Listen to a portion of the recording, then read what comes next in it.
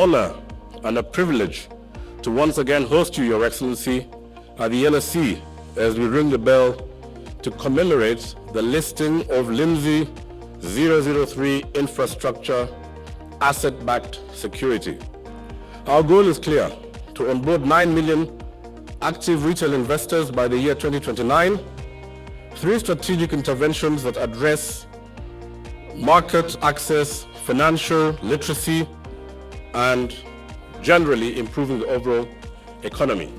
We are committed to positioning Kenya as a premier destination for foreign investment. Today at the NSE, Linzi FinCo, a subsidiary of Liaison Group, will be issuing a 44.7 billion high BS instrument. This is a trailblazing, groundbreaking, innovative, very sophisticated financial issue to support infrastructure in the country of Kenya.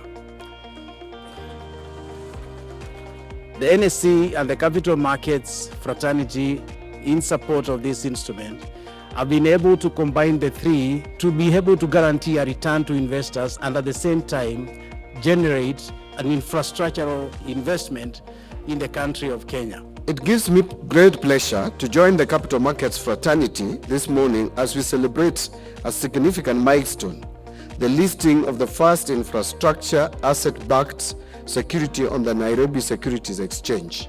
Private sector participation has become a critical tool in addressing infrastructure gaps, enhancing service delivery, and promoting sustainable development. As a ministry, we remain fully committed to supporting the growth and deepening of capital markets. We are keen to collaborate with all stakeholders in fostering an enabling environment that attracts investment, enables liquidity, and promotes financial inclusion across the country. We gather here again at the heart of our financial markets, the Nairobi Securities Exchange, to ring the bell in celebration of yet another historic milestone: the successful origination, structuring, and listing of the Linzi 003 infrastructure asset-backed security, the first of its kind in Kenya, raising over 44 billion, is a landmark achievement by any measure.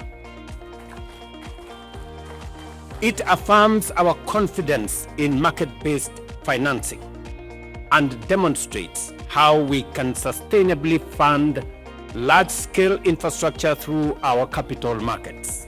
The proceeds from this listing will directly support the construction of the Talanza Sports City Stadium, a compelling example of how financial markets can accelerate national transformation.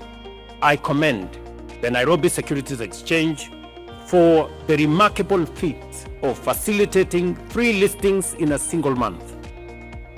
This momentum reflects renewed energy, strong leadership, and strategic clarity.